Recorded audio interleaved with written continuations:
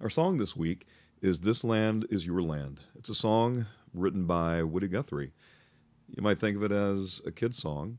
I think of it as the campaign theme song of Bobby Kennedy in 1968 as he ran for president. Bobby Kennedy is one of the folks, along with Martin Luther King Jr. and Mother Teresa, St. Francis, Oscar Romero, who inspire my vocation today. And the theme, This Land Is Your Land, I think is such an important one. If you think of it as a kid's song, you might ought to go back and check out the original lyrics. Walter Brueggemann and others have suggested that in the Hebrew Scriptures, what we often refer to as the Old Testament, the theme of the land as God's promise is a critical part of Scripture. And I think that's an important thing for us to keep in mind. You know, so often we allow our Christianity to become overly spiritualized, where we preach as if God's only concern is our inner life, that God's only concerned with my soul and making sure that I get to heaven when I die. Now, all those things are important, and I'm not preaching against that. But Christianity is an incarnational faith. Bodies matter. Bodies are important. Our life on this earth matters. And this idea that God promises land, that God promises place, is so critical. I want to tell you, it's really important for our community. So many of us are homeless. We live on the streets. We literally have no place to go, no place to lay our heads. Wherever we may find ourselves, we often find ourselves to be unwanted. People look at us and they see a problem that needs to be moved along and moved on. And so this proclamation that this land is for you, and this land is for me. It's made for us all. It's made to be shared. It's made for the purpose of human community. You know, that's a kind of alternative politics, a politics based on the love of God and the love of neighbor. I think that's the preaching and the practice of Jesus. I think that's what the movement that is the church really ought to be about. So we've taken the lyrics of Woody Guthrie's song, and we sing it quite often in our community, and we've mercified them a little bit. You say, no, wait a minute, this is Woody Guthrie's song. You can't do that. Well, this is a folk song, and folk songs are the music of the people, music of the folks.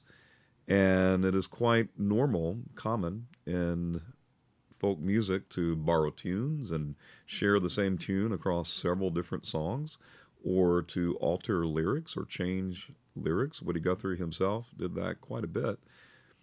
Because in folk music, you want to apply the music to what people are actually experiencing. So we've taken some of Woody's beautiful lyrics. This land is your land. It's made for you and me. The first verse that we sing in this song, you know, I went walking. And as I went walking, I saw a sign. On the sign, it said, no trespassing. Now listen, that's something that our folks face every day. But listen, with a little bit of cheek, Woody then goes on and he sings, but on the other side, which means he crossed the line, he says on the other side, it didn't say nothing. And that side was made for you and me. That's a powerful proclamation, right?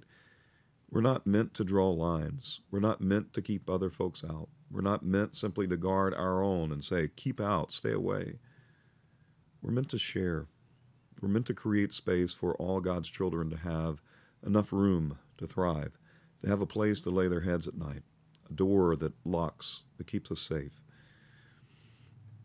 The second verse is one that really touches me.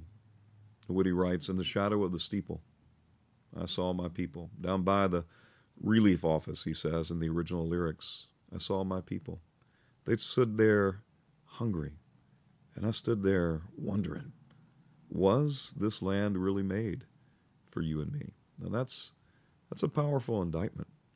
In the shadow of the church, we see hunger. We change the lyric to Home Depot. You say, well, why Home Depot? Because that's a place where a lot of our community waits outside trying to find work. Catch-out work is what we call it. And that's why we call it the catch-out corner. And that shows up in one of our original verses where we say, this neighborhood is yours, and this neighborhood is mine. All politics are local, right? If we're going to talk about this land, then we better talk in the very particular terms about our neighborhood. Who does this neighborhood belong to?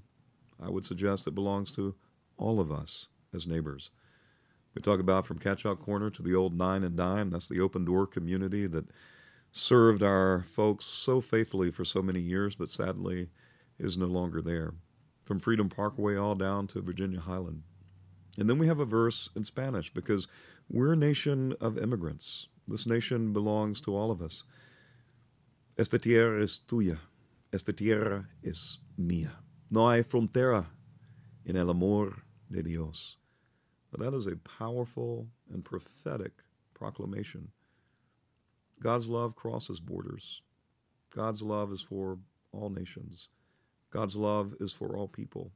And as followers of God, we're called to be people of that kind of love, where our love doesn't stop at borders, but embraces the world, embraces the diversity of community, so that we can truly say together and sing together, this land is your land, and this land is my land.